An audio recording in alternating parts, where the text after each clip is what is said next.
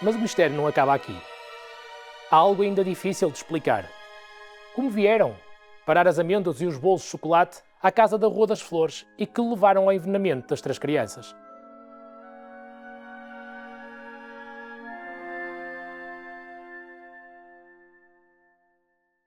Esta foi das dúvidas mais difíceis de ser explicadas e que envolve um conjunto de personagens, algumas testemunhas abonatórias e outras da condenação. Pois é que Vicente Urbino de Freitas, no dia 28 de março de 1890, está no Porto.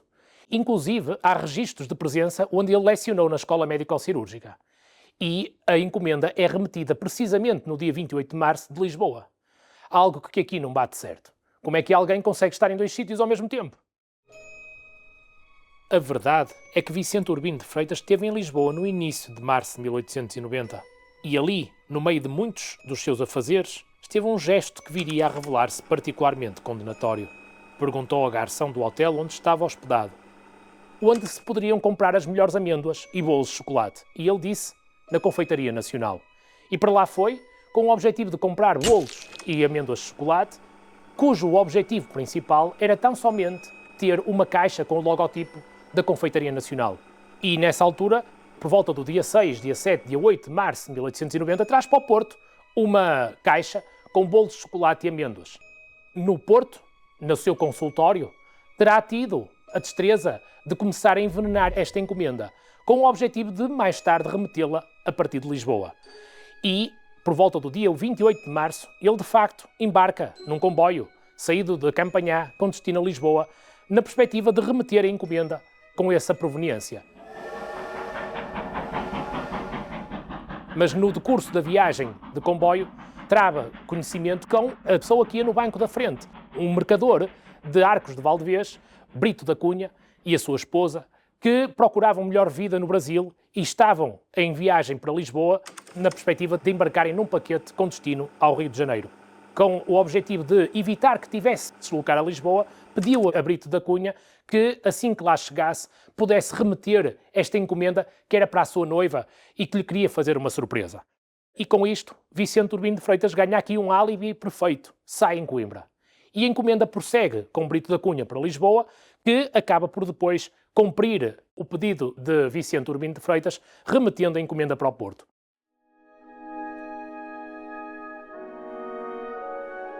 Vicente Urbino de Freitas sai em Coimbra.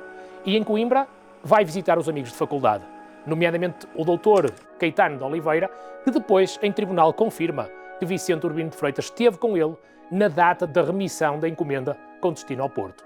Inclusive, ele, depois de visitar os amigos, retoma do comboio de volta ao Porto e acaba por lecionar na Escola Médico-Cirúrgica e tem registros de presença com os seus alunos. Brito da Cunha, entretanto, chega ao Brasil e começa a ter conhecimento desta história. E lembra-se, juntamente com a sua esposa, aliás, a esposa não gostou de ter travado conhecimento com aquela pessoa sombria que conheceu na carruagem de comboio, ele recorda uma pessoa de gola alta, de óculos escuros, de um ar muito sombrio e com um nome que não se lembrava, mas que nada tinha a ver com Vicente Urbino de Freitas. No Brasil começam a tomar conhecimento da história, mas Brito da Cunha não quis participar dela. Estava com problemas de saúde e tinha receio que fosse exigido o seu retorno a Portugal para testemunhar. Mas a verdade é que a saúde acabou por ser o motivo que o levou de volta à casa de Arcos de Valdevez. E em Portugal, Brito da Cunha conta a história ao seu cunhado. O seu cunhado acaba por dizer, não, eu vou contar esta história, vou quebrar o silêncio. A polícia dirige-se com Vicente Urbino de Freitas à casa de Brito da Cunha de Arcos de Valdevez e Brito da Cunha e a sua esposa, indubitavelmente, reconheceram Vicente Urbino de Freitas naquela carruagem com destino a Lisboa. Há outro facto que é muito importante. Como tínhamos nós a prova de que Vicente Urbino de Freitas pretendia, de facto, ir a Lisboa? Todos nós ouvimos falar da conhecidíssima e da mais antiga agência de viagens do planeta, a Agência Abreu. E foi o filho do fundador da Agência Abreu, Daniel Abreu, que vendeu os bilhetes a Vicente Urbino de Freitas de comboio com destino a Lisboa, para que ele pudesse, na sua perspectiva inicial, remeter a encomenda com destino ao Porto. Há uma outra testemunha esmagadora no processo. O ilustre professor de antropologia, com uma obra literária imensa, que que ajudava na redação das obras científicas de Vicente Urbino de Freitas. A proximidade entre os dois era tão grande que, uma vez, Francisco Adolfo Coelho ficou doente e Vicente Urbino de Freitas ofereceu-lhe guarida na sua casa. A confiança que Vicente depositava em Adolfo era tão grande que ele precisava de justificar porque é que tinha estado em Lisboa no início de março de 1890. Ele foi lá e nunca conseguiu convencer os comissários de polícia porque é que tinha estado lá no início de março. E então, depois de muito se ter embrulhado em depoimentos contraditórios, acabou por mandar 4 cartas a Adolfo Coelho e pediu: por favor, Adolfo, confirma-me que eu estive em tua casa para a revisão dos textos das minhas obras científicas. Adolfo Coelho, constrangido com o pedido reiterado com 4 cartas, acabou por entregar as cartas aos comissários de polícia. E esse gesto marcou talvez um dos momentos mais dolorosos para Vicente Urbino de Freitas. Sentiu profundamente a atitude do amigo Adolfo, que viveu com grande traição. E as testemunhas continuavam a aparecer. Uma delas, uma pessoa conceituada, reconhecida da cidade do Porto, João Novaes Vieira, veio tudo menos apaziguar os factos.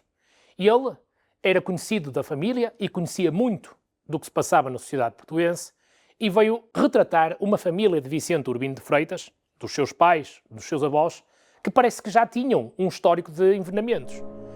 Ele veio dizer que o pai de Vicente Urbino de Freitas já tinha sido ele vítima de tentativa de envenenamento pela mãe de Vicente Urbino de Freitas, que o avô de Vicente Urbino de Freitas foi também ele vítima de tentativa de envenenamento pela avó de Vicente Urbino de Freitas, o irmão mais velho de Vicente Urbino de Freitas, também ele tentou o homicídio do seu pai.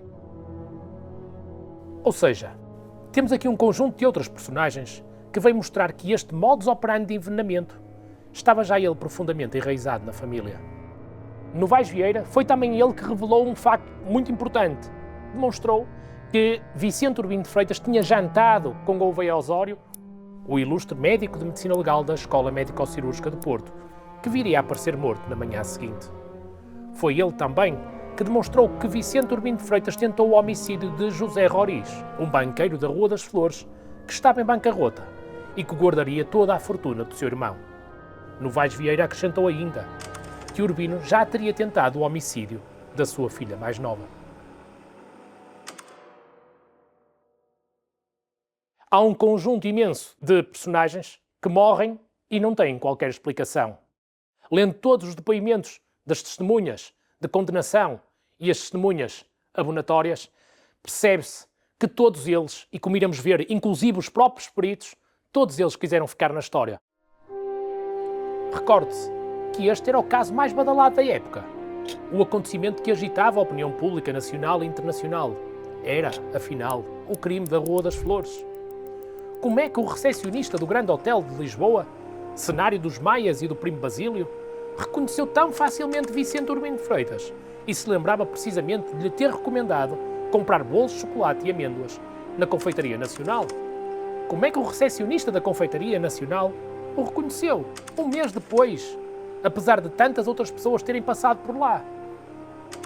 E Brito e Cunha, que largos meses depois de estar no Brasil, reconheceu aquela figura sombria de óculos escuros e de gola alta que viajara com ele no comboio. E até Caetano Oliveira se lembrou de ter estado com o amigo Vicente Urbino de Freitas em Coimbra.